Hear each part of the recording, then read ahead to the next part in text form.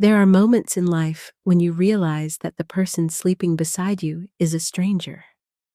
For me, that moment came on a Sunday morning in late September of 2023, when I watched my husband slip out of our driveway at 6:45 in the morning, the same way he had done every Sunday for the past 8 months. I stood at our bedroom window, my coffee growing cold in my hands, watching his taillights disappear down Maple Street. The autumn air was crisp, and the neighborhood was still sleeping. Everything looked normal. Everything felt wrong. Brian Keith Thompson had been my husband for 17 years. I knew the sound of his footsteps on our hardwood floors. I knew how he liked his eggs, over easy, with a sprinkle of black pepper.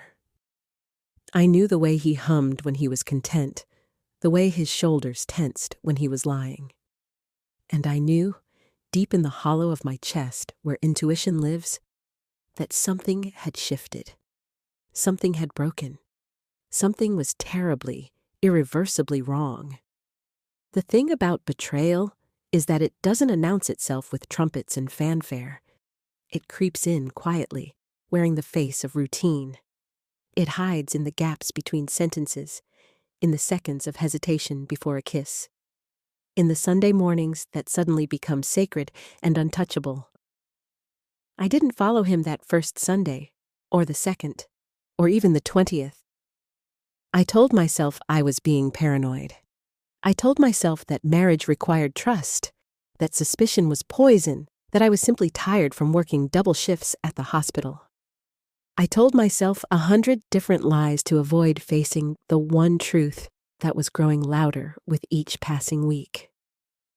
But on that September morning, something inside me finally broke through the denial.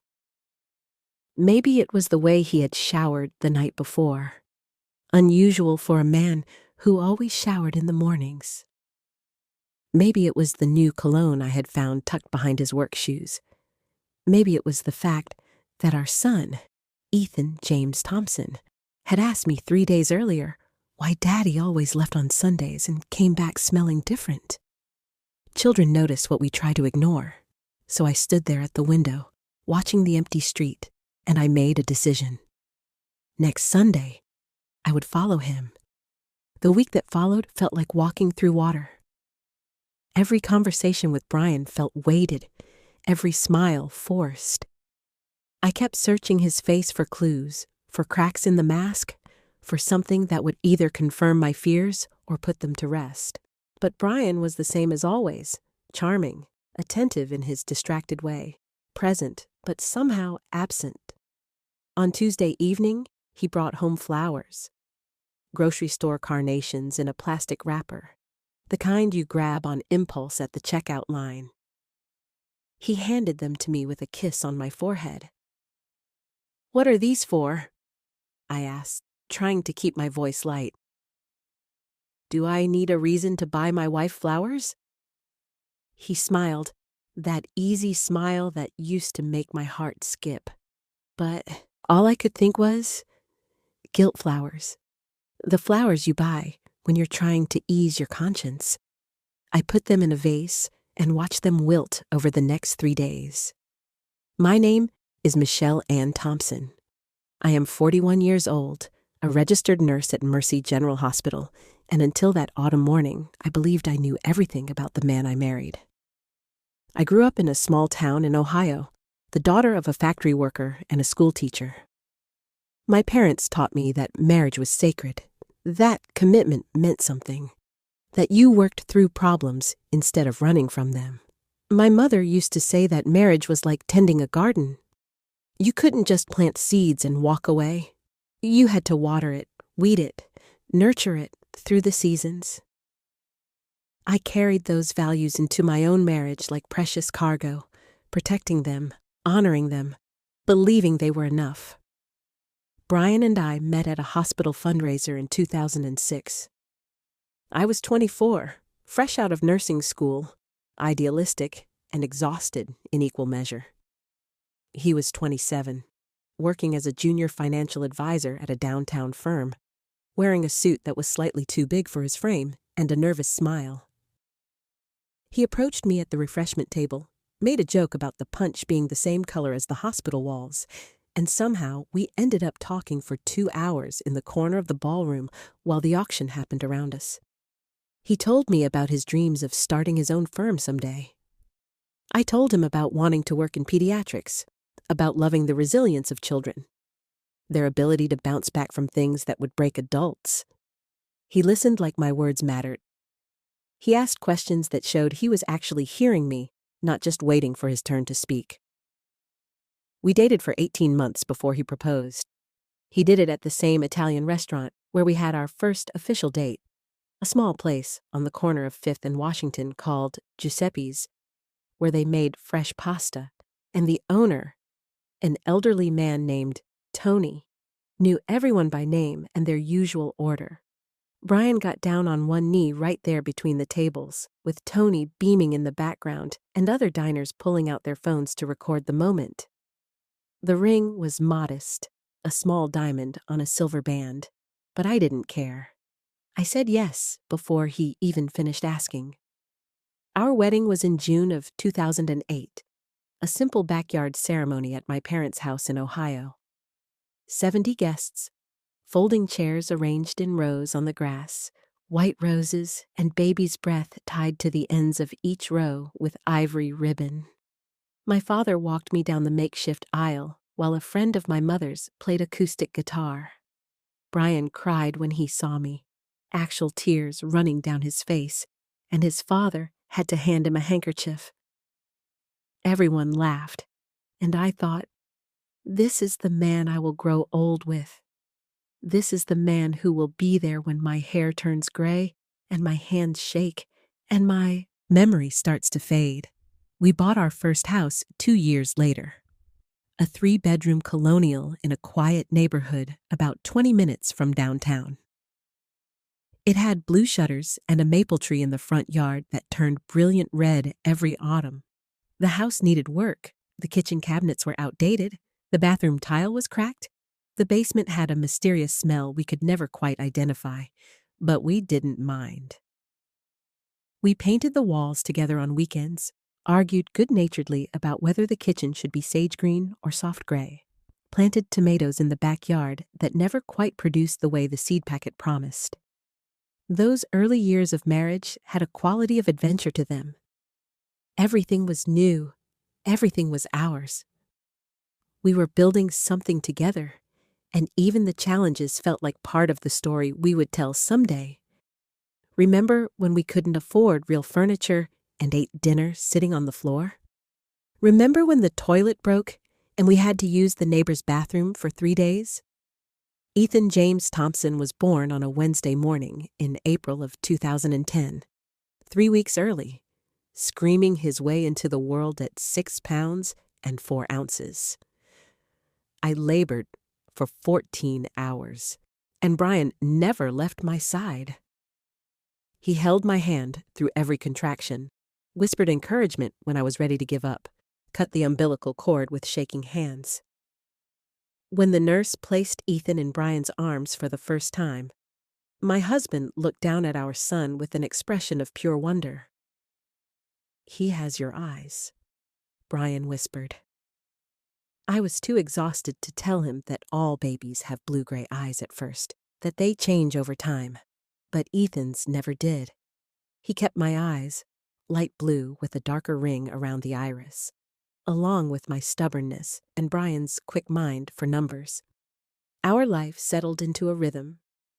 I worked the day shift at Mercy General, usually 7 in the morning to 3 in the afternoon, rotating between the general ward and pediatrics. Brian went to his office downtown, managing portfolios and investments for clients who had more money than I could imagine. We weren't wealthy, but we were comfortable. We could pay our mortgage and take Ethan to the zoo on weekends and save a little bit each month for emergencies. We had Friday movie nights where Ethan got to pick the film, usually something animated with talking animals or superheroes. And we ordered too much Chinese food from the place on Elm Street that knew our order by heart. We had Sunday pancake breakfasts where Brian made shapes with the batter, usually lopsided dinosaurs or misshapen stars, and Ethan covered them in enough syrup to cause a sugar rush that lasted until bedtime. We had routines and rhythms, the kind of life that doesn't make for exciting stories, but creates a foundation you think will never crack. I worked hard at the hospital. The pediatric ward could be heartbreaking. Sick children, scared parents, outcomes that weren't always happy. But it could also be beautiful. I loved watching a child recover. Loved seeing the relief on a mother's face when the fever finally broke. Loved the thank you cards we received from families whose children we had helped heal. I brought that same dedication to my marriage and my motherhood. I packed Ethan's lunches every morning, made sure Brian had clean shirts for work, kept the house running smoothly even when I was exhausted. Brian seemed happy. He advanced at his firm, moving from junior advisor to senior advisor to team manager. He talked about his work at dinner, about difficult clients and good weeks and the satisfaction of helping people plan for their futures. He coached Ethan's Little League team for 2 seasons, even though he had never played baseball himself.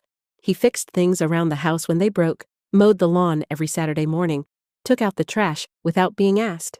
We weren't perfect. We had arguments about money, about whose turn it was to deal with Ethan's school project, about whether we should spend money on a vacation or save it for college. But we always resolved them. We never went to bed angry, just like the marriage advice book said. We talked things through, we compromised, or at least I thought we did. Looking back now, I can see the small changes that started appearing. But at the time they seemed so insignificant, so easily explained. The first real change came in January of 2023. Brian announced one evening that he had been thinking about giving back to the community. He wanted to volunteer somewhere, to do something meaningful beyond just managing other people's money. He had been researching opportunities and found a program at a community center downtown that mentored young men from low-income families, teaching them financial literacy and job skills. "That's wonderful," I said, and I meant it. Brian had always talked about wanting to make a difference, about feeling like his work, while lucrative, didn't really matter in the grand scheme of things. This seemed like a natural extension of who he was, or who I thought he was. The program met every Sunday morning, 9 o'clock to noon. He would be working with other volunteers to teach workshops, do one-on-one mentoring, help these young men prepare resumes, and practice interviews. I supported the idea completely. I even helped him prepare for his first session, helping him organize his materials, offering suggestions on how to explain complex financial concepts in simple terms. On his first Sunday, I kissed him goodbye at the door and felt proud. My husband was a good man doing good work. The pattern established itself quickly. Every Sunday morning, Brian would wake up, shower, dress in casual clothes, jeans and a polo shirt, nothing fancy, and head out by 7:30 to make it downtown by 9. Ethan and I would have the mornings to ourselves. We would make pancakes, work on projects, sometimes go to the park if the weather was nice. Brian would come home around noon, tired but satisfied, and we would have lunch together as a family. It was a good routine, a wholesome routine. But then, slowly, things began to shift. It started with small things. Brian began taking longer showers before he left, spending 20 minutes in the bathroom instead of his usual 10. He started using more cologne, a new scent I didn't recognize, something expensive smelling with notes of cedar and citrus. When I asked about it, he said one of the other volunteers had recommended it, that his old drugstore brand was apparently outdated. Then he started coming home later. At first, it was just 15 minutes. He would walk in at 12:15 instead of noon, apologizing that the session had run long. Then it became 30 minutes. Then an hour. By March, he was regularly coming home at 1 or 1:30, sometimes even 2 in the afternoon. "The community center has been so busy," he would explain. "These kids really need the help, and we've been staying late to make sure everyone gets individual attention." Or, A few of us mentors grabbed lunch afterward to debrief. It's important to stay coordinated. Or, there was a young guy who really needed some extra help with his resume. I couldn't just leave him hanging. Each explanation sounded reasonable in isolation. But together, they formed a pattern that made something in my chest tighten. In April, Brian announced he was joining a gym. He had been to his annual physical, and his doctor had mentioned that his cholesterol was creeping up, that he should incorporate more exercise into his routine. The gym was near his office, so he could stop by on his way home from work a few days a week. I encouraged this. I was a nurse. I understood the importance of preventive health care, especially for men in their 40s. I packed him a gym bag, bought him new workout clothes, asked him about his routine. Just basic stuff, he said. Treadmill, some weights, nothing fancy. But he started coming home from the gym looking suspiciously fresh. His hair wasn't sweaty. His clothes didn't smell like exertion. When I asked about it, he said the gym had great showers that he always cleaned up before leaving. In May, he bought new clothes. Nothing outrageous, just some new shirts, a pair of jeans that actually fit well instead of sitting loose at the waist, a leather jacket I had never seen before. When I commented on the jacket, he said he had gotten a good deal at an outlet store, that he deserved something nice for himself for once. And I believed him. Or rather, I forced myself to believe him because the alternative was too frightening to consider. But then came the phone. Brian had always been casual with his phone. He left it on the kitchen counter while he showered, on his nightstand while he slept, face up on the coffee table while we watched television. But sometime around June, that changed. Suddenly his phone was always with him. He took it into the bathroom, kept it in his pocket even when he was home, placed it face down on surfaces instead of face up. When it buzzed with notifications, he would glance at the screen and immediately dismiss them or step into another room to respond. If I walked into a room while he was texting, he would casually turn the phone away or lock the screen. "Who is that?" I asked once, trying to sound casual. "Just work," he said. "Client emergency, nothing major." But it was a Sunday afternoon, and Brian's clients didn't usually contact him on weekends unless something catastrophic had happened.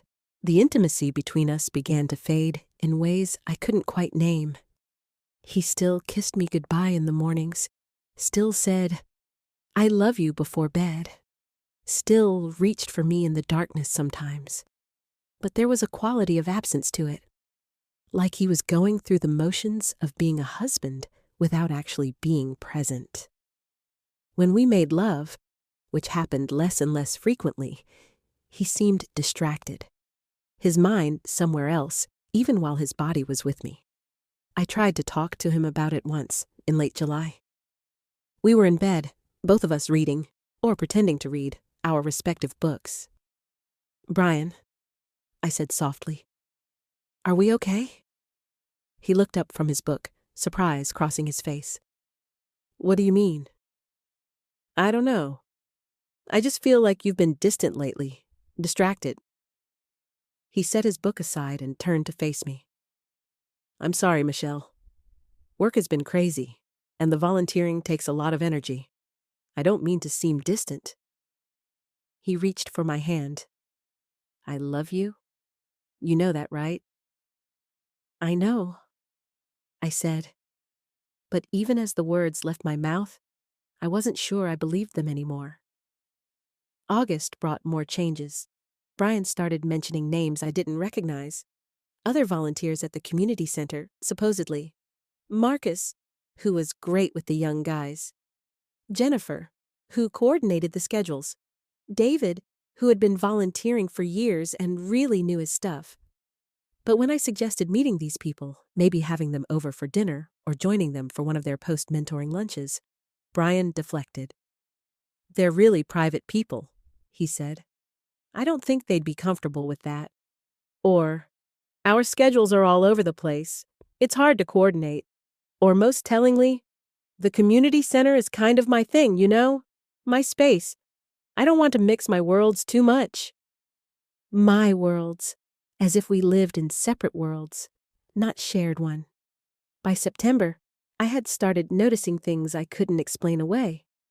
Lipstick on his collar once, a faint smudge of coral pink that I discovered when doing laundry. When I asked about it, he said one of the young men's mothers had hugged him in gratitude, that she had been so moved by the help they had provided her son. Receipts in his wallet for restaurants I had never been to, for amounts that suggested meals. For two. When I asked, he said he had taken a particularly struggling mentee out for lunch, that the kid needed a good meal and someone to talk to. A women's earring in his car, a small gold hoop that I found when cleaning out the passenger side. When I showed it to him, he looked genuinely confused and said it must have been from when he gave one of the female volunteers a ride when her car wouldn't start. Each explanation was plausible. Each explanation made sense in isolation. But together, they created a picture I didn't want to see. I started having trouble sleeping. I would lie awake at night, listening to Brian's steady breathing, and wonder if I was going crazy. Was I being paranoid? Was my own insecurity creating problems where none existed? Marriage required trust. And here I was, suspicious of every unexplained detail, every minor inconsistency. But then Ethan asked the question that changed everything. It was a Wednesday evening in early September. We were sitting at the kitchen table working on his math homework. Fractions. He was in 6th grade now, 12 years old, and already taller than I liked to admit, losing the little boy softness of his face and starting to look more like a young man. He was struggling with finding common denominators, and I was trying to explain it using pizza slices. If one pizza is cut into 4 pieces and another into 8, how do we compare them? He was frowning at his workbook, his pencil tapping against the table in that way he did when he was thinking hard. Then suddenly, he looked up at me, his blue eyes, my eyes, serious and questioning. "Mom, why does Dad smell different when he comes home on Sundays?" The question hit me like cold water. I felt my breath catch, felt something heavy settle in my stomach. "What do you mean, honey?" Ethan shrugged, looking back down at his workbook as if he had asked something completely ordinary. "I don't know. He just smells like flowers or something, like perfume. It's not like Dad's normal smell." I tried to keep my voice steady. "Maybe it's cleaning supplies from the community center. Or maybe one of the volunteers wears strong perfume and it rubs off." "Maybe," Ethan said, but his tone suggested he wasn't convinced. He went back to his fractions, apparently satisfied with my non-answer. But I couldn't focus on math anymore. I sat there staring at the workbook without seeing it, my mind racing. Ethan had noticed. My 12-year-old son had noticed what I had been trying so hard to explain away. And if he had noticed, what else had he picked up on? What else was I refusing to see? That night, I couldn't sleep at all. I lay next to Brian in our bed, the same bed we had bought 10 years ago. The same bed where we had conceived our son. The same bed where we had shared countless quiet moments of intimacy and connection. And I felt like I was lying next to a stranger. The space between us, just 12 inches of mattress, felt like an ocean. I listened to him breathe, steady and deep, the breathing of someone with a clear conscience, and I realized that I had reached a breaking point. I couldn't keep ignoring the signs, couldn't keep making excuses, couldn't keep telling myself that trust meant blindness. I needed to know the truth. Whatever it was, wherever it led, I needed to know. So lying there in the darkness, listening to my husband sleep peacefully beside me, while my mind churned with suspicion and dread, I made a decision. Next Sunday, I would follow him. The following Sunday morning arrived with deceptive normalcy. The sky was overcast, threatening rain. The kind of September morning where summer was clearly losing its grip and fall was settling in with determination. I had barely slept, running through scenarios in my mind, imagining what I might find, trying to prepare myself for possibilities I didn't want to consider. Brian's alarm went off at 6:15, just like always.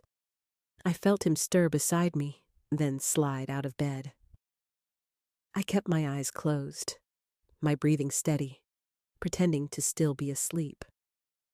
I heard him gather his clothes from the closet, heard the bathroom door close, heard the shower turn on. 20 minutes later, he emerged smelling like cedar and citrus. That expensive cologne. He dressed quietly. I could hear the rustle of fabric, the soft click of his belt buckle. And then he leaned over the bed and kissed my forehead gently. "Love you," he whispered. "Be back around noon." I murmured something that might have been, "Love you too," still pretending to be half asleep. I heard his footsteps on the stairs, heard the jingle of his car keys, heard the front door close with a soft click. I waited until I heard his car start and pull out of the driveway. Then I counted to 30. Then I got up. I had planned this the night before. I was already dressed in jeans and a dark blue sweatshirt, clothes I had hidden under the covers. My car keys were in my pocket. My phone was charged and ready. I had told Ethan the night before that I needed to run errands early Sunday morning, that he should sleep in, and I would be back for a late breakfast. I grabbed my purse and hurried down the stairs, my heart pounding so hard I could feel it in my throat. I got into my car, a practical Honda sedan, several years old but reliable, and started the engine. Brian's car was already gone, of course. But I knew where the community center was. He had mentioned it enough times. It was downtown, about a 25-minute drive. The Genesis Community Center on Henderson Street, he had said. I drove carefully, staying several cars back, trying to remember everything I had ever seen in movies about following someone. This felt surreal, like I was playing a part in someone else's life. Good wives didn't follow their husbands. Good wives trusted. Good wives believed. But good wives also didn't ignore their intuition when every instinct was screaming that something was wrong. I reached downtown and began looking for the community center. Henderson Street was a mix of old buildings, some converted into apartments, some still commercial spaces. I drove slowly, searching for any sign of a community center, any indication that this was where Brian spent his Sunday mornings. And then I saw his car. It was parked on a side street, a quiet residential area with old Victorian houses and mature trees.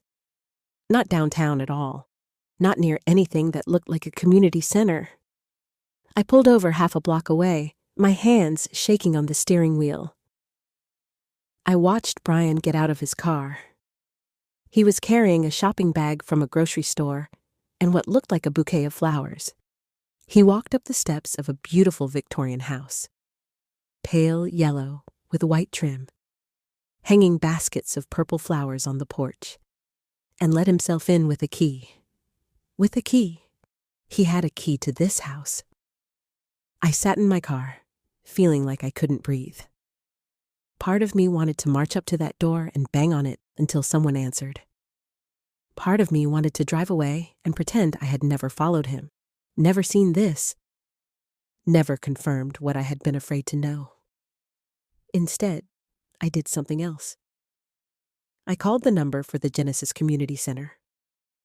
I had looked it up the night before, stored it in my phone. A woman answered on the third ring. Genesis Community Center.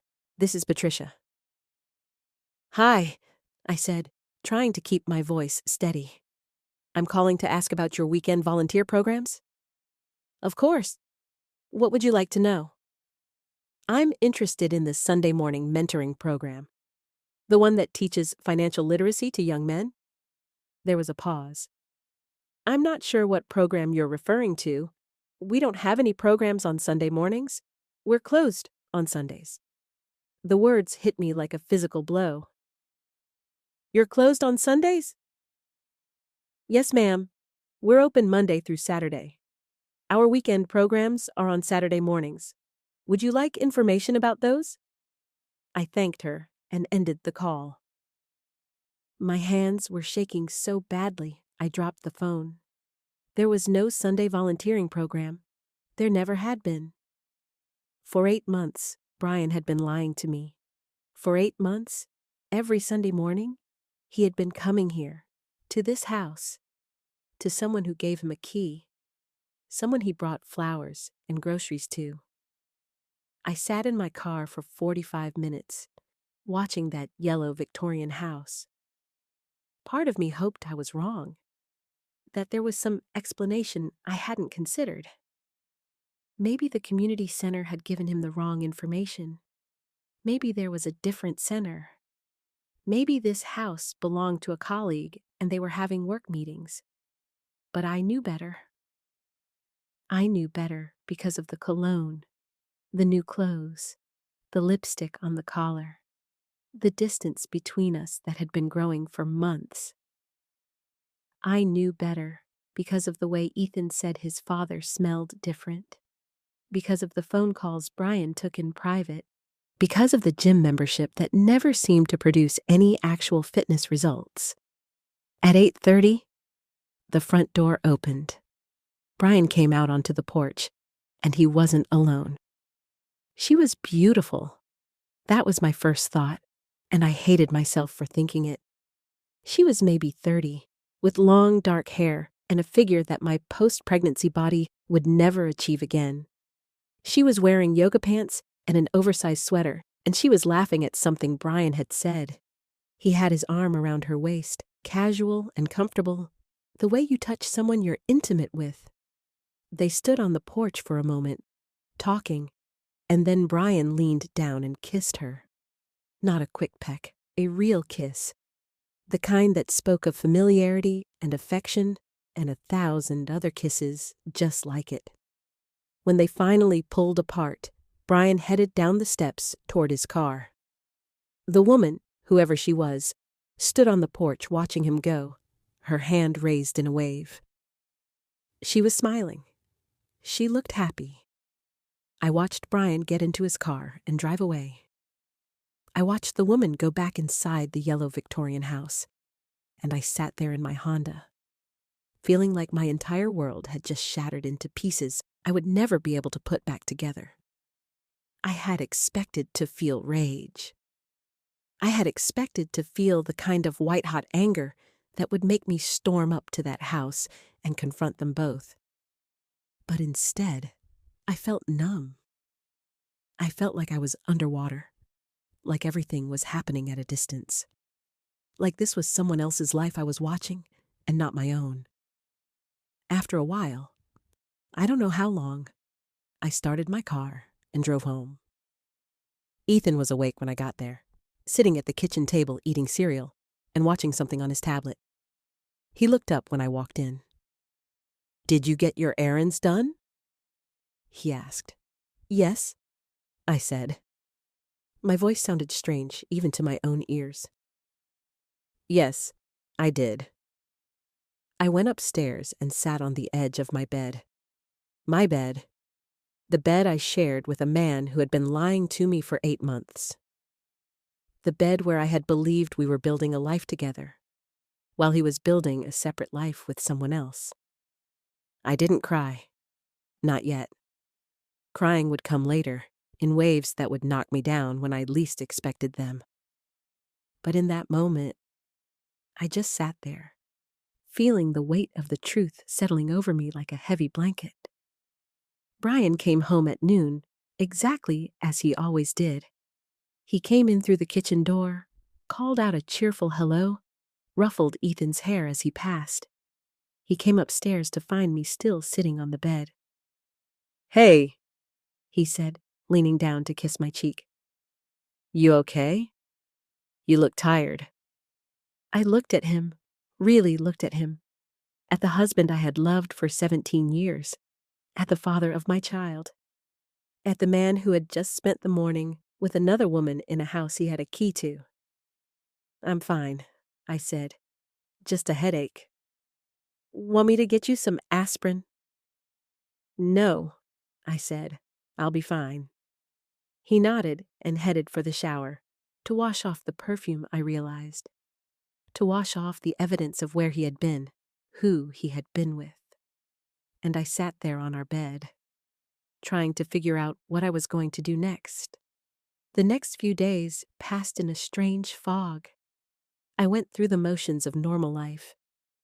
Made breakfast, went to work, helped Ethan with homework, made dinner, while my mind raced with questions and plans and a growing determination to understand the full scope of what was happening.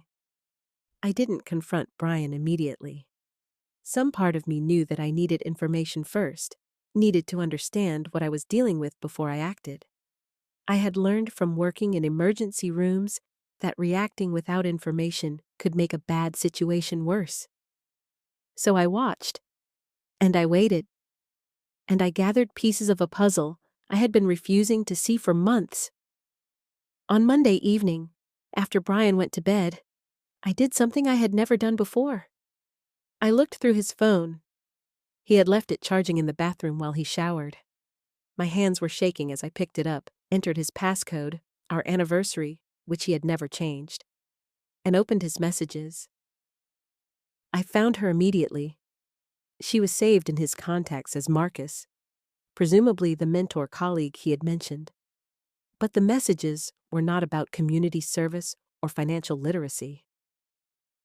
Missing you already, one message read, sent that Sunday afternoon. Next week can't come soon enough. You looked beautiful this morning, read another. Can't stop thinking about yesterday. You're amazing. I scrolled through weeks, months of messages. They were careful, I noticed. They never used explicit language, never mentioned specific plans where someone reading might understand exactly what was happening. But the tone, the affection, the intimacy, it was all there. Her real name, I discovered from the message thread, was Lauren Elizabeth Carter. She was 29 years old. She worked from home as a graphic designer. And she had been seeing my husband for at least 10 months, possibly longer. There were photos in his hidden album, a feature I hadn't even known existed until I stumbled across it. Photos of her smiling at the camera. Photos of them together, his arm around her shoulders. Photos of that yellow Victorian house, of the two of them on the porch where I had watched them kiss. In one photo, she was wearing the coral pink lipstick I had found on Brian's collar. I put the phone back exactly where I had found it, went to our bedroom, and sat in the dark, trying to process what I had discovered. This wasn't a one-time mistake. This wasn't a drunken lapse in judgment or a moment of weakness. This was a relationship. This was intentional, sustained, calculated. This was a betrayal that had been happening every single week while I made him pancakes and did his laundry and told myself I was being paranoid. On Tuesday, I called in sick to work for the first time in 2 years. I told my supervisor I had a stomach bug, that I would be back Wednesday. Then I drove back to that quiet residential street with the yellow Victorian house. I parked in a different spot this time, under a large oak tree that provided cover. I waited. At 10:30 in the morning, Lauren Elizabeth Carter emerged from her house wearing running clothes. She jogged down the street, her dark hair pulled back in a ponytail, completely unaware that the wife of her lover was watching from a car half a block away. While she was gone, I did something else I had never imagined I would do. I got out of my car and walked up to her house. The mail was sitting in the mailbox. Several envelopes, a magazine. I pulled out my phone and photographed the address on the envelopes. Lauren E. Carter, 324 Westfield Avenue. Then I walked back to my car and drove to the public library. I spent 3 hours at the library computer researching. I found Lauren's website.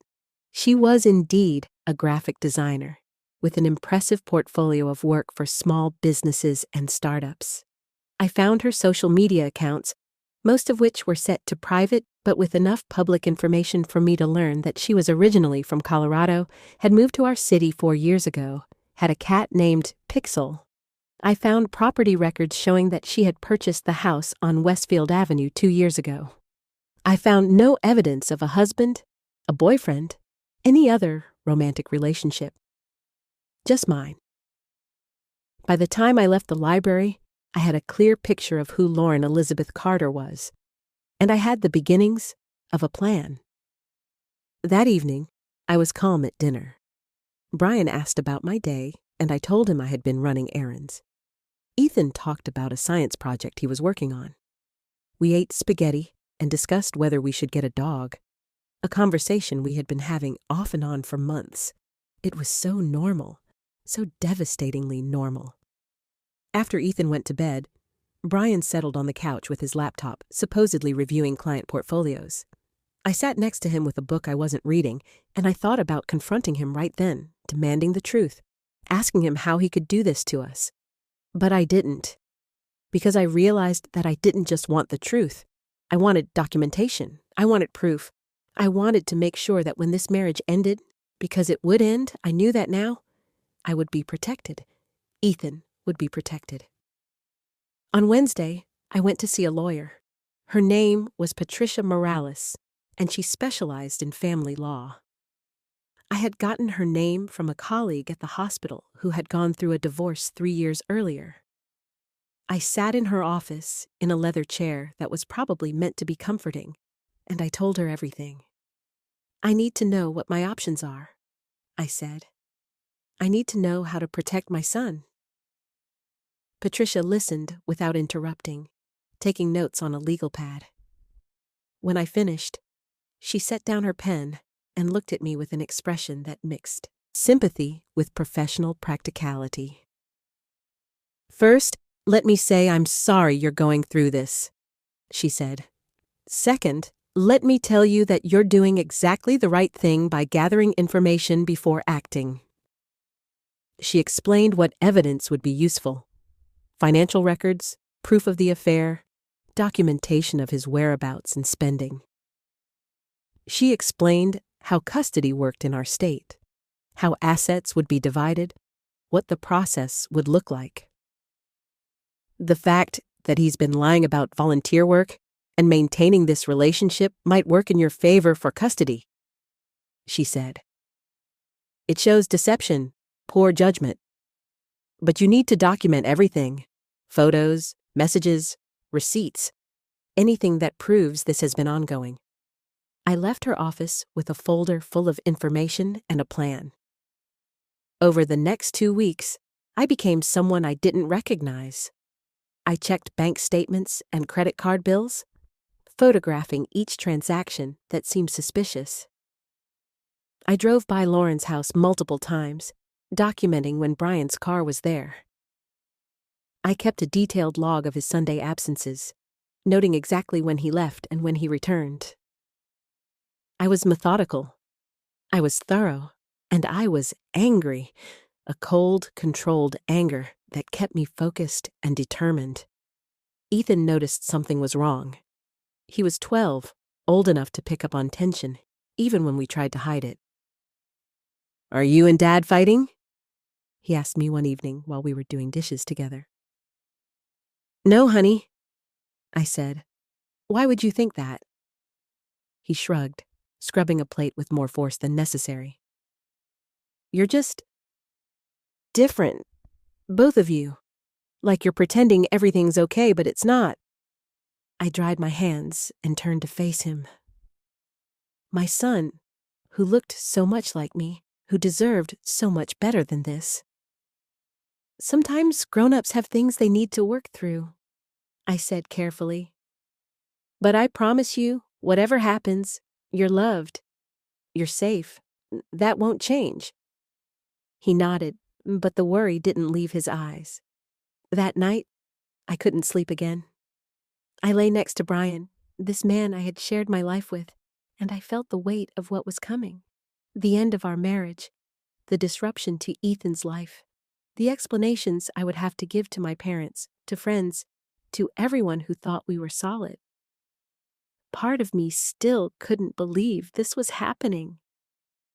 Part of me wanted to wake up and discover this was all a nightmare, that Brian really had been volunteering, that the woman in the yellow house was just a friend or a relative or anyone other than what she actually was. But I had the photos. I had the messages. I had the truth. And on the third Sunday of my investigation, I followed Brian one more time. I watched him park on Westfield Avenue. I watched him walk up those porch steps with flowers and a bag of what looked like bagels. I watched Lauren open the door, wearing what appeared to be his shirt, and pull him inside with a kiss. And I took photos of all of it. When I got home, I uploaded everything to a secure cloud drive. Photos, bank statements, messages I had photographed from his phone, my detailed log. I sent copies to Patricia Morales. I created a timeline document that laid out the entire 8-month affair with dates and evidence. Then I sat at my kitchen table and wrote a letter. Not to Brian, he didn't deserve my words yet, but to myself. A letter about who I was, what I deserved, what kind of life I wanted for Ethan and for me. A letter to remind myself, when things got hard, why I was doing this. I sealed it in an envelope and put it in the back of my nightstand drawer. I was ready. I chose to confront Brian on a Tuesday evening, exactly 3 weeks after I first followed him to Lauren's house. I had planned it carefully. Ethan was at a friend's house for a sleepover. I had arranged that specifically so he wouldn't witness whatever was about to happen. My parents knew to expect a phone call from me, though I hadn't told them why. All my documentation was secured, backed up in multiple places. Brian came home from work at his usual time, 6:15. He kissed my cheek in greeting, asked what was for dinner, commented on how tired he looked. Everything was supposed to be normal. "We need to talk," I said. He must have heard something in my voice, because his expression shifted from casual to concerned. "Is everything okay? Is it Ethan?" "Ethan's fine. He's at Tyler's house for the night." I gestured to the kitchen table. "Sit down." He sat, confusion evident on his face. I remained standing. I needed the psychological advantage of looking down at him for this conversation. "I know about Lauren," I said simply. I watched the color drain from his face. I watched his eyes widen, then dart away from mine. I watched him open his mouth and close it again, twice, searching for words that wouldn't come. "Michelle, I don't." My voice was sharp. "Don't lie to me anymore. I know about Lauren Elizabeth Carter. I know about the house on Westfield Avenue. I know you've been seeing her every Sunday for at least 8 months. I know there's no community center program, no volunteer mentoring, none of it." He stared at me, and I watched the calculation happening behind his eyes. Deny or confess? Double down or admit defeat? "How long have you known?" he finally asked, his voice barely above a whisper. 3 weeks. I followed you. I've seen the two of you together. I've read your messages. I've photographed you going into her house with flowers and groceries and your key. I pulled my phone from my pocket and laid it on the table between us. "I have documentation of everything." Brian put his head in his hands. For a moment, neither of us spoke. The kitchen clock ticked loudly, marking seconds that felt like hours. "I'm sorry," he said finally, his voice muffled. "Sorry?" The word came out sharper than I intended. "You're sorry?" "Brian, you've been living a double life for almost a year. You've been lying to me, to our son, every single week. You've been spending our money, our family money, on another woman. And you're sorry?" He looked up at me then, and I saw tears in his eyes. Real tears. "I never meant for this to happen." That's what people always say. I pulled out the chair across from him and sat down, needing the stability. "Tell me how it started. I deserve that much." He was silent for a long moment. Then, "I met her at a coffee shop downtown about a year ago. We just started talking. She was working on her laptop. I was between client meetings. We connected." "You connected," I repeated flatly. "It was innocent at first. We'd see each other at the coffee shop sometimes, chat for a few minutes. Then it became intentional. I'd go there hoping to see her. Then we started meeting for coffee on purpose." He wiped at his eyes. I told myself it was just friendship, that it didn't mean anything. "When did it become more?" "Last January. We'd been talking for months and I don't know. I felt like she understood me in a way I hadn't felt understood in years. She made me feel young again. Exciting. Like I wasn't just a middle-aged guy with a mortgage and responsibilities." The words cut deeper than I expected. "So I made you feel old? Boring? Is that what you're saying?" "No, that's not—" He stopped, struggling. "Michelle, you're an amazing person, an amazing mother, an amazing nurse. But somewhere along the way, we stopped being us. We became parents, professionals, people who manage a household. When was the last time we had an actual conversation that wasn't about Ethan's schedule, or the mortgage payment, or who needs to take the car for an oil change?" "So you decided to find someone else instead of talking to me about it?" My voice rose despite my intention to stay calm. "Instead of suggesting marriage counseling or date nights or any of the 100 things people do when they're struggling, you just found someone else?" I know it was wrong. I know there's no excuse. He was crying now, tears running down his face. I told myself I would end it so many times. Every week, I'd drive home from her place and tell myself that was the last time. But then Sunday would come around and I'd go back to her, I finished, because she made you feel special. While I was home, making your pancakes and doing your laundry and raising your son. "Our son," he corrected weakly. "Our son who asked me why you smell like perfume when you come home on Sundays," I said. "Our son who has noticed that something is wrong even though we thought we were hiding it so well." Brian's face crumpled at that. "Ethan knows?" "He knows something's wrong. He doesn't know what. Yet." I leaned forward. "Does she know about us? Does Lauren know you're married?" The silence that followed answered my question. "She doesn't know," I said, understanding flooding through me. "She has no idea you have a wife and child." "She thinks I'm divorced," Brian admitted, his voice barely audible. "She thinks I have joint custody of Ethan, that he stays with me part-time. I've never told her the truth." I laughed then, a bitter sound that had no humor in it. "So you've been lying to both of us. That's almost impressive." "Michelle, please." "What were you planning to do?" I interrupted. "Were you going to keep this up forever? Live your double life? Split your time between your wife and your girlfriend? Hope neither of us ever found out? Or were you planning to leave us eventually?" "I don't know," he said miserably. "I honestly don't know. I couldn't think past the next week, the next Sunday. I just kept telling myself I'd figure it out." I stood up, needing to move, needing to do something with the energy that was coursing through my body.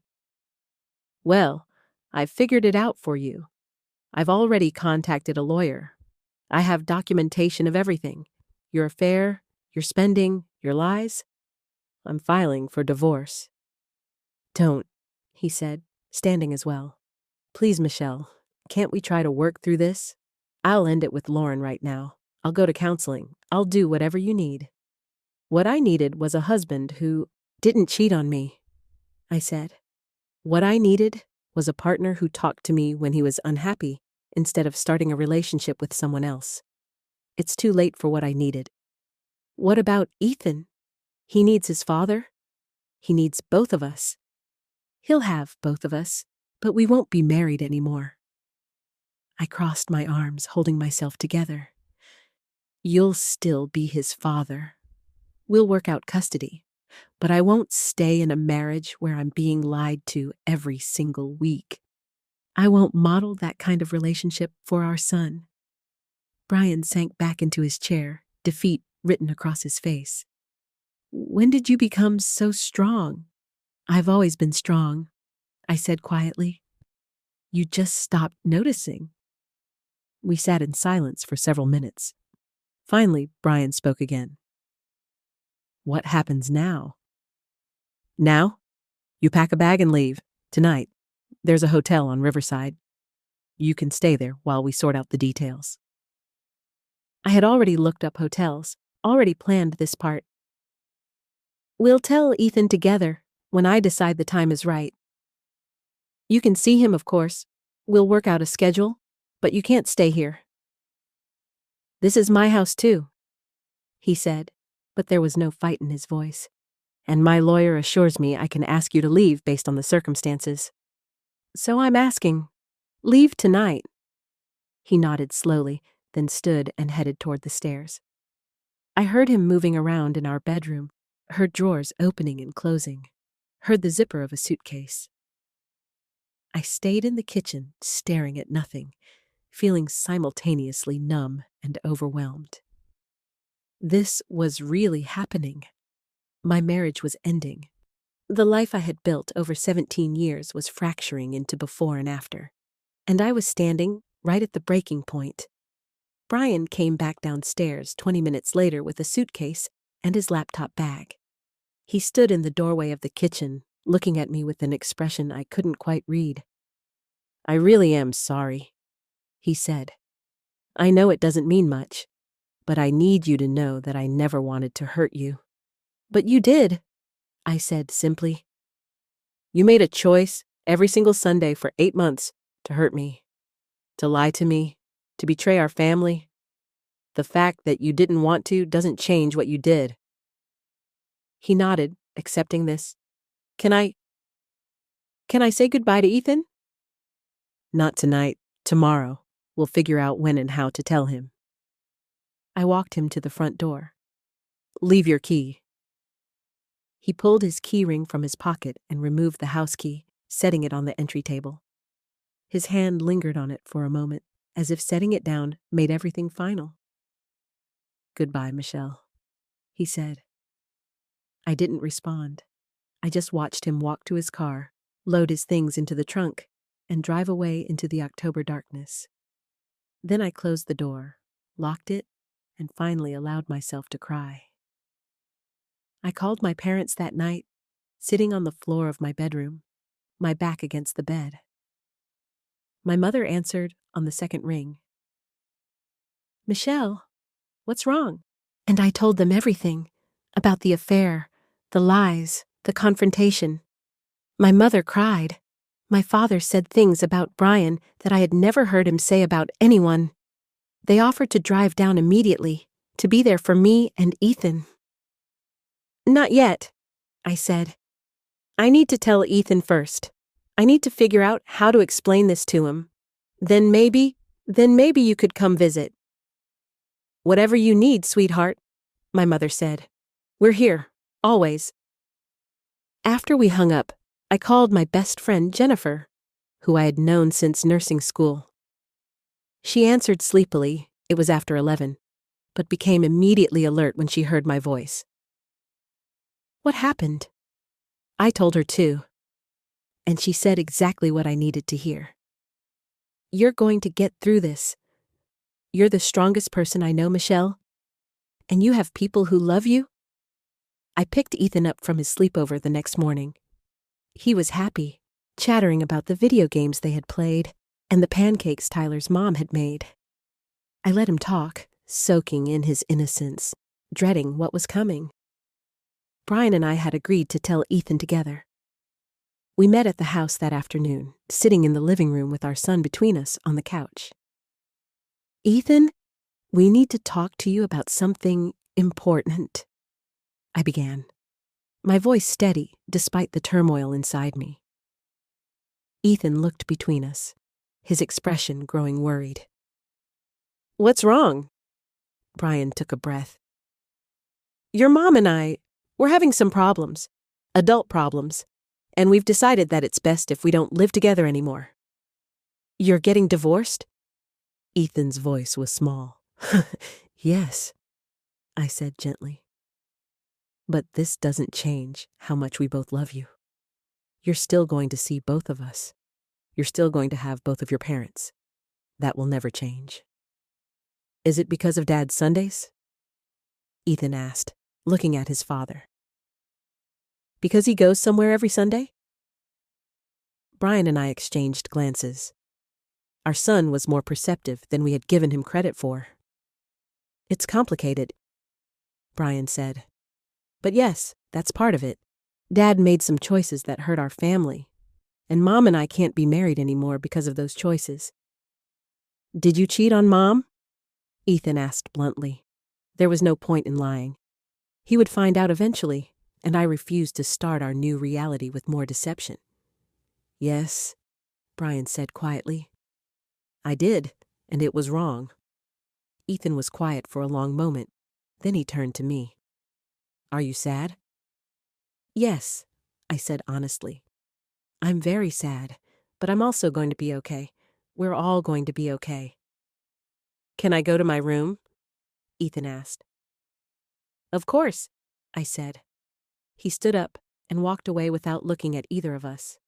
We heard his bedroom door close, heard the muffled sound of music starting to play. Brian left shortly after. We would work out the custody details through lawyers, communicate through email and text, try to be civil for Ethan's sake.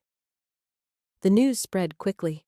I told 2 colleagues at the hospital, swearing them to confidentiality, but within a week, everyone at Mercy General seemed to know. I received sympathetic looks in the hallways, quiet offers of support in the break room. It was mortifying and comforting in equal measure. Brian's workplace learned too, somehow. I heard through mutual acquaintances that his boss had called him in for a conversation about professionalism and judgment. The affair itself wasn't grounds for discipline, but the lying, the deception, the pattern of behavior, it reflected poorly on the firm. And then there was Lauren. I hadn't planned to contact her. I had intended to let Brian deal with that fallout, but 3 weeks after Brian moved out, I received a phone call from an unknown number. "Is this Michelle Thompson?" a woman's voice asked. "Yes. Who is this?" "My name is Lauren Carter. I think we need to talk." We met at a coffee shop, neutral territory. I arrived first, ordered a green tea I didn't drink, and waited. She walked in 10 minutes later. She was even prettier in person. Dark hair falling in waves around her face, stylish clothes, confident walk. Until she saw me. Then the confidence faltered. She sat down across from me, clutching her own coffee cup like a life preserver. "I didn't know," were her first words. "I swear to you, I didn't know he was married. He told me he was divorced." "I know," I said. "He told me that too, that you didn't know." She looked surprised. "He told you about me?" "Eventually, after I followed him to your house and confronted him with evidence of the affair." I kept my voice even, factual. Lauren paled. "Oh my God. How did you find out?" I asked. "The truth.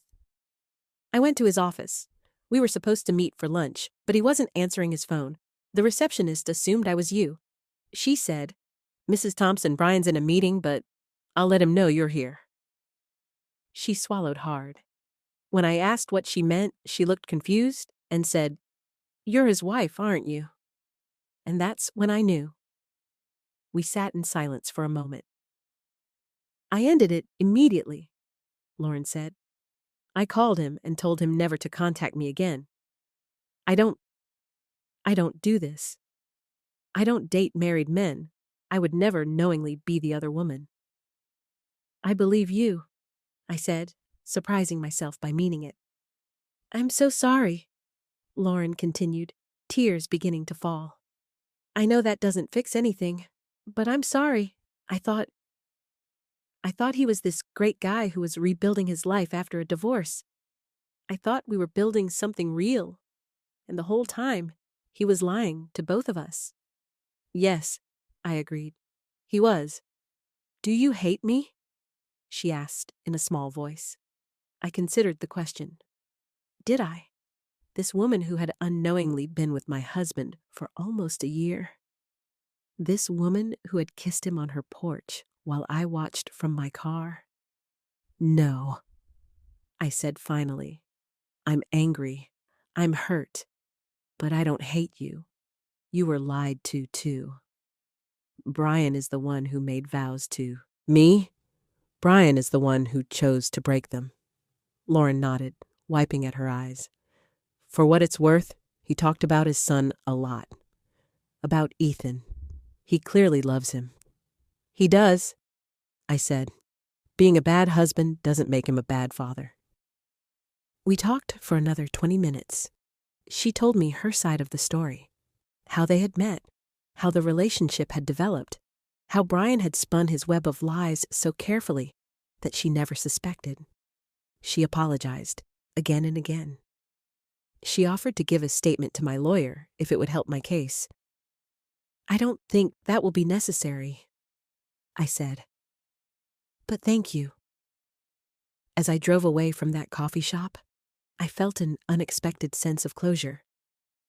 Lauren Carter wasn't a villain in this story. She was another victim of Brian's choices. And while I couldn't be friends with her, the situation was too tangled for that.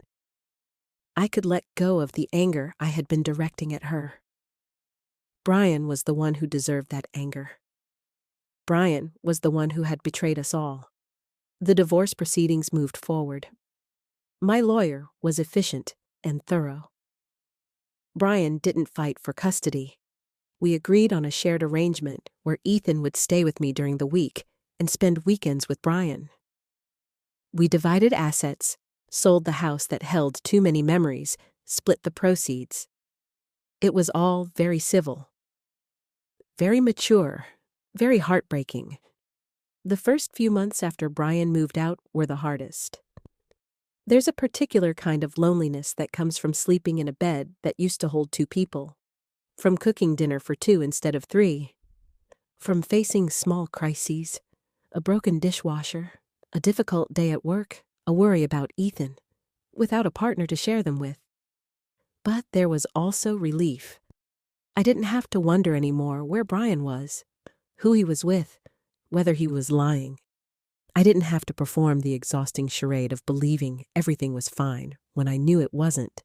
I could be sad, be angry, be honest about my emotions without worrying about protecting his feelings or maintaining the facade of a happy marriage. Ethan struggled initially. He was angry with his father, distant during their weekend visits. But gradually, with the help of a child therapist we started seeing, he began to work through his feelings. He asked hard questions. Why had his dad lied? Did his dad still love us? Was it somehow his fault? "None of this is your fault," I told him again and again. "Adults make their own choices. Your dad made some bad choices, but his love for you was never in question. That's real. That's solid." I started therapy too, individual sessions with a counselor who specialized in divorce and infidelity. Dr. Sarah Chen was patient and insightful, helping me work through the layers of betrayal, the damage to my self-esteem, the fear of trusting again. "You didn't fail," she told me in one session. "Your marriage failed because one person chose to step outside of it. That's not a reflection of your worth. Or your value. But it was hard to believe sometimes.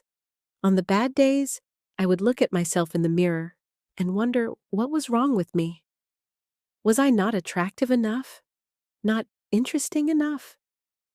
Had I somehow driven Brian away by being too focused on Ethan, too tired from work, too boring in my everyday routines? On the good days, I remembered that none of those things justified what Brian had done. That if he was unhappy, the answer was communication and counseling, not deception and betrayal. My parents visited frequently, providing support and babysitting, and home-cooked meals I was too tired to make myself. My mother would sit with me in the evenings after Ethan went to bed, and we would talk about everything and nothing. My father helped me with house repairs and made sure I knew I was loved and valued. Jennifer checked in almost daily, dragging me out for coffee or walks or movies when I was in danger of becoming a hermit. She reminded me that life existed beyond my pain, that there was still beauty and joy to be found if I was willing to look for it. And slowly, gradually, I began to heal. I found a smaller house to rent, a cozy 2-bedroom closer to Ethan's school. We painted his new bedroom together, picking out colors and decorations that made it feel like his space. I hung photos on the walls, pictures of Ethan at various ages, of my parents, of Jennifer and me from nursing school. I created a home that was ours, untainted by memories of Brian. I started doing things for myself again. I joined a book club at the library. I started going to yoga classes on Saturday mornings. I let Jennifer set me up on a few dates. Nothing serious, nothing that went anywhere, but small reminders that I was still a person separate from my failed marriage. Work became a refuge. I loved my job at Mercy General, loved the feeling of helping people through their worst moments, loved the camaraderie of my colleagues. I picked up extra shifts sometimes, grateful for the distraction and the sense of purpose it provided. Ethan began to adjust to our new normal.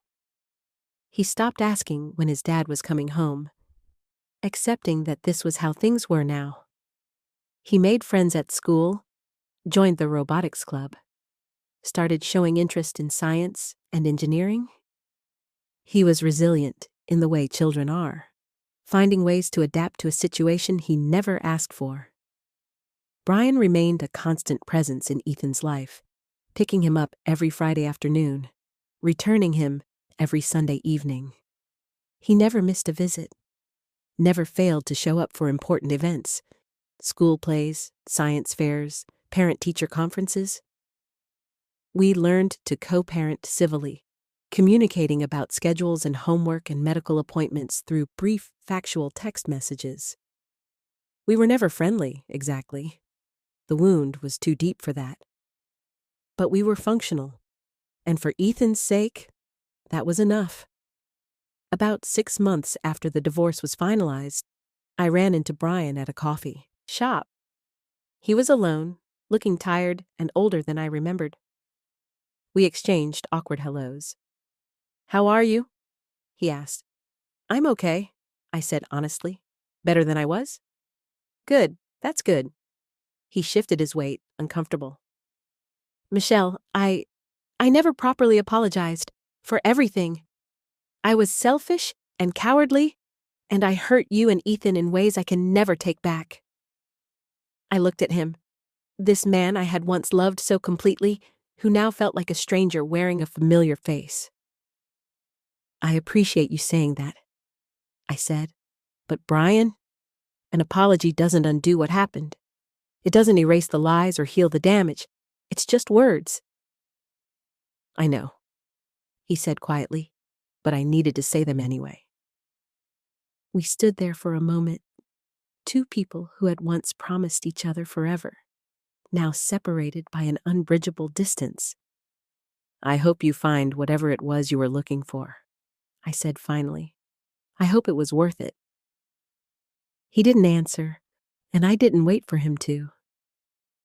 I walked out of the coffee shop and into the bright autumn afternoon, feeling lighter than I had in months.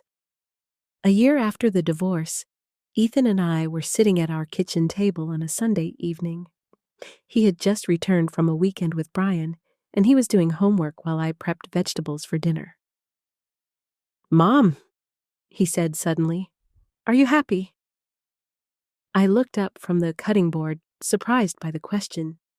"What makes you ask that, honey?" He shrugged, not looking up from his math textbook. "I don't know. You seem different than you used to, like lighter or something." I thought about his question. Was I happy? I had been betrayed, divorced, forced to rebuild my life from the ground up. I was a single mother managing a household alone, navigating co-parenting with my ex-husband, working long hours at the hospital to make ends meet. But I was also free from lies and suspicion, free from wondering if I was enough, if my marriage was solid, if the man sleeping next to me was really mine. Free to make choices for myself and Ethan without worrying about someone else's secret life. "Yes," I said, realizing it was true. "I'm happy. Not every minute of every day, but overall, yes, I'm happy." Ethan looked up at me then, his blue eyes, my eyes, serious and assessing. "Good," he said simply. "You deserve to be happy, Mom." And in that moment, sitting in our small kitchen with my son, I felt something settle in my chest. Peace, maybe, or acceptance, or just the simple knowledge that we were going to be okay. It's been 2 years now since that September morning when I watched Brian drive away to Lauren's house. 2 years since my world cracked open, and I had to find a way to put the pieces back together in a new configuration. People ask me sometimes if I ever saw it coming. If there were signs I missed. And the truth is, yes, there were signs. But I didn't want to see them. I wanted to believe in my marriage, in my husband, in the life we had built together. I wanted to trust that the foundation we had created over 17 years was solid enough to weather any storm. What I learned is that foundations can crack when one person stops maintaining them. That trust, once broken, leaves jagged edges that never quite smooth out completely. That love alone isn't enough when it's not matched with honesty and respect and commitment. But I also learned that I am stronger than I ever knew, that I could face my worst fear, the end of my marriage, the shattering of my family, and survive it. More than survive it. I could build something new, and maybe even better from the wreckage. Ethan is 14 now, tall and thoughtful, with his father's quick mind, and I hope his mother's integrity. He still sees Brian every weekend, and their relationship has healed in ways I wasn't sure would be possible. He's learned something important from all of this, I think, that people can make terrible mistakes and still be loved, that forgiveness doesn't mean forgetting, that families come in different shapes and can still be whole. As for me, I'm dating someone now. His name is Marcus, genuinely Marcus this time. Not a fake contact name hiding a secret life. He's a teacher at Ethan's school, kind and patient and refreshingly uncomplicated. We're taking things slowly, building something real on a foundation of honesty and open communication. I'm not sure where it will lead, but I'm learning to be okay with uncertainty. Learning to trust again, slowly, carefully, while also trusting myself to recognize red flags if they appear. I still work at Mercy General, still find meaning in helping people through their darkest moments. I still have Friday movie nights with Ethan, though now he picks action films instead of cartoons. I still talk to my parents every week, to Jennifer almost every day. I still do yoga on Saturday mornings and read books before bed, and sometimes lie awake worrying about things I can't control. I'm still me, maybe a different version, a harder version, a version with scars, but also a version that knows her worth, that won't settle for less than she deserves, that understands the difference between being alone and being lonely. Brian is still part of our lives, but at a distance. He never did go back to Lauren. She wanted nothing to do with him once she learned the truth. I heard through mutual acquaintances that he dated a few people, had a brief relationship that didn't work out, is currently single. I don't know if he's happy. I don't know if he regrets what he did, beyond the obvious regret of getting caught. And honestly, I don't think about it much anymore. Because here's what I've learned. You can't build a life on someone else's choices. You can only control your own. And I choose to move forward. I choose to focus on the family Ethan and I are building, the life we're creating together. I choose to remember the good years without letting them define me. I choose to believe that betrayal doesn't have to be the end of the story, just a painful chapter that leads to something new. Sometimes, late at night, I think about that September morning when everything changed. When I finally stopped ignoring my intuition and followed my husband to his secret life. And I wonder what would have happened if I hadn't. Would he have eventually confessed? Would Lauren have discovered the truth on her own? Would I still be living in that house, making Sunday pancakes, going through the motions of a marriage that existed only on the surface? I'm glad I don't have to find out. I'm glad I chose to face the truth, as painful as it was. Because the alternative, living a lie, staying in a marriage built on deception, teaching my son that this is what love looks like, would have been so much worse.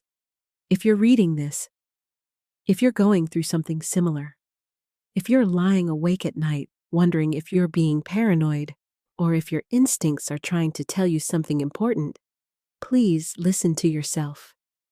Trust that inner voice that knows when something is wrong. You deserve honesty. You deserve respect. You deserve a partner who shows up fully, who tells the truth, who honors the commitment they made to you. And if you find yourself alone, facing the wreckage of a life you thought was solid, please know that you will survive this. It won't be easy.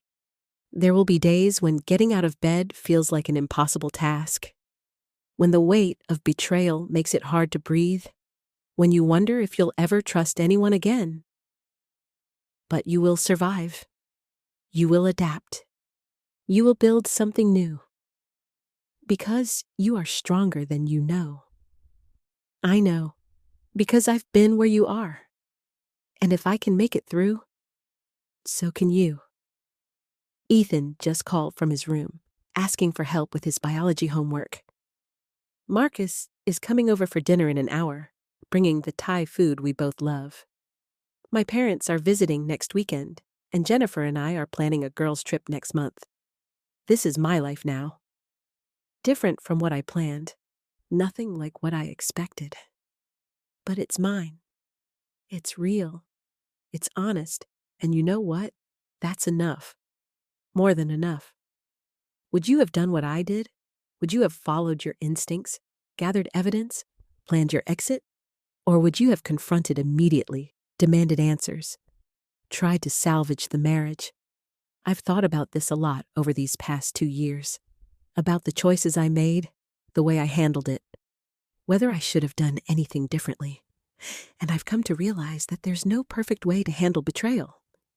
Every situation is unique. Every person responds differently. Some people would have confronted Brian immediately, that first Sunday after following him. Some would have tried marriage counseling, given him a chance to end the affair and rebuild trust. Some would have ignored the signs entirely, choosing to believe rather than investigate. I did what I needed to do. I gathered information, protected myself and my son, made sure I wasn't acting on emotion alone. It might not have been the right choice for everyone, but it was right for me. The important thing, I think, is that we make choices we can live with, that we act with integrity even when we've been treated with betrayal, that we remember who we are and what we value, even when everything around us is falling apart. I am Michelle Ann Thompson. I am 43 years old. I am a nurse, a mother, a friend, a daughter. I was a wife for 17 years, and now I'm not. And that's okay, because I'm still here, still standing, still building a life worth living.